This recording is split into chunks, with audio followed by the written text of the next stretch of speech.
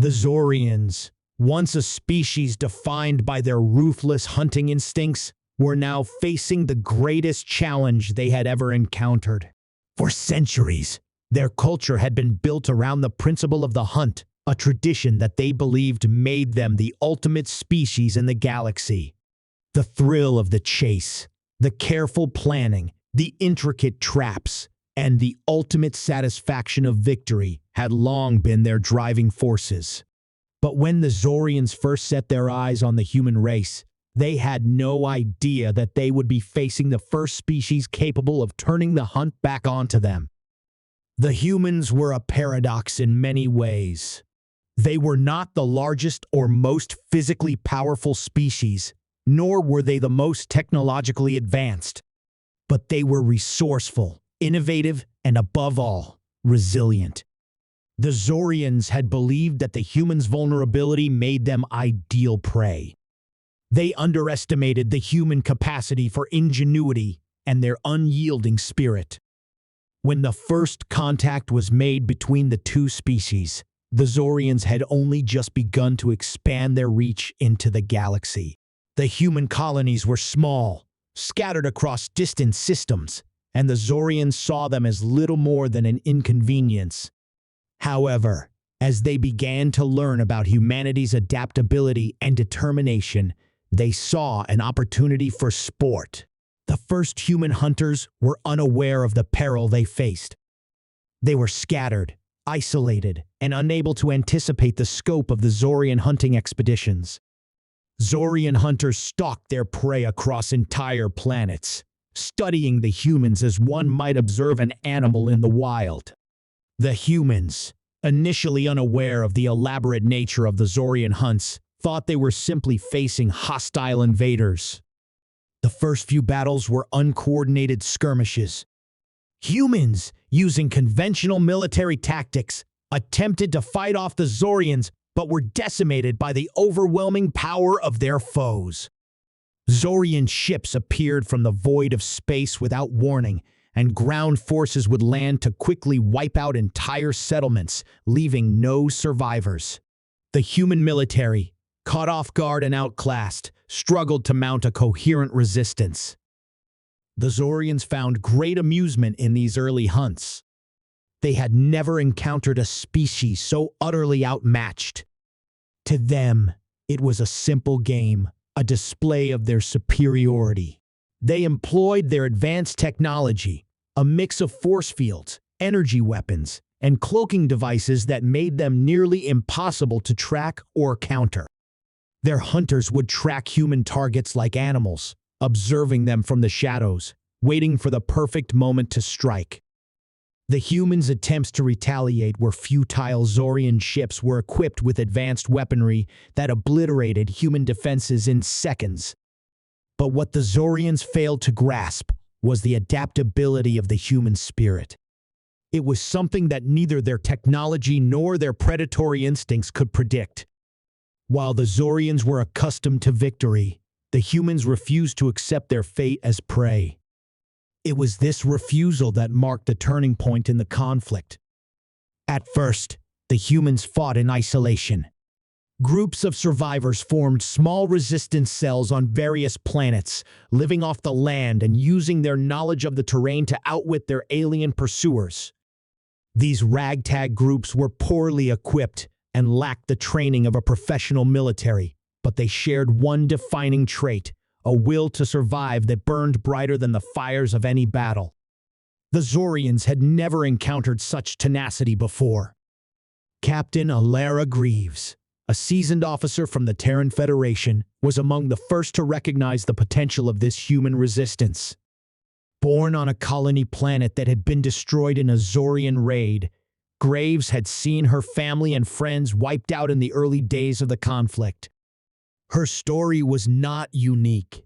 There were thousands of humans who had experienced similar horrors, and their anger and desperation turned them into formidable fighters. Alara became the symbol of their collective resistance, a figurehead who united the scattered human forces into a single cohesive army. The early days of the human resistance were filled with suffering. The humans had no large fleet of warships, no great armies, and no advanced weaponry to match the Zorians.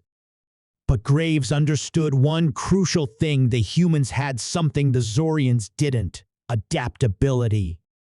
Greaves herself had become a student of Zorian tactics, analyzing their every move and learning from their methods. She knew that the only way to defeat the Zorians was to outthink them, to use their pride and overconfidence against them. In the beginning, the humans were reactive. They were always a step behind the Zorians. But as the conflict dragged on, they became more proactive.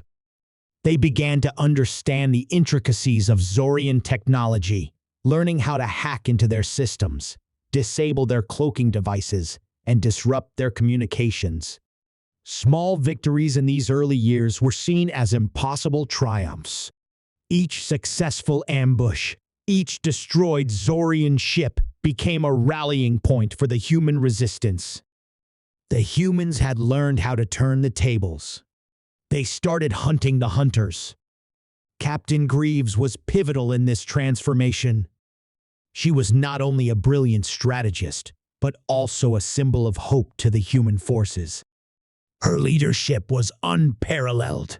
Under her guidance, the humans began to organize on a galactic scale. They formed alliances with other species who had also suffered under Zorian domination, species who had been hunted for sport and had long since been subjugated. The Zorians, once the undisputed masters of the hunt, began to find themselves facing a growing coalition of forces that they could no longer dismiss as weak or unimportant. Greaves' most daring operation came when she orchestrated a bold raid on a Zorian hunting fleet, a fleet that had been terrorizing several human colonies. Using a combination of subterfuge, diversion tactics, and their newly developed countermeasures, the human forces managed to infiltrate the fleet's defenses and destroy their flagship. The destruction of this vessel sent shockwaves through the Zorian ranks. It was the first major defeat for the Zorians in centuries, and it marked the beginning of the end for their empire. The Zorians, long accustomed to being the top predators in the galaxy, were shaken. Their arrogance had blinded them to the growing threat that humanity represented. They had underestimated the humans, dismissed them as weak prey. And now, the humans were turning the hunt around on them. It was a bitter pill for the Zorians to swallow, but it was a reality they could no longer ignore. The Zorian leadership began to fracture. Some factions called for more brutal measures, suggesting that they double down on their hunting ways, intensifying their efforts to crush the human resistance. Others, more pragmatic, began to question whether hunting humans for sport was worth the cost. The war was dragging on longer than anticipated, and the Zorians were beginning to bleed resources at an alarming rate. Greaves' forces, meanwhile, became more coordinated and aggressive. The human resistance was no longer a ragtag group of survivors. It had become an army in its own right. They struck at Zorian supply lines, sabotaged their factories, and waged psychological warfare, using Zorian tactics against their own creators. The humans learned that to truly defeat the Zorians, they had to erase the very idea that the Zorians were the apex predators. They had to rewrite the narrative of the galaxy. What had once been a fight for survival had transformed into a war for dignity, for the right to exist without the constant fear of being hunted for sport. The final battle, the one that would decide the fate of the galaxy, took place on the Zorian homeworld, Zora. This was not just a military assault, it was a cultural reckoning. The Zorians had built their society around the idea of dominance, around the thrill of the hunt. And now, in their own backyard, the humans would show them the true cost of that mentality. Graves led a full-scale assault on Zora, targeting the heart of the Zorian Empire. The human forces infiltrated Zora's capital, cutting off supply lines and crippling Zorian communications.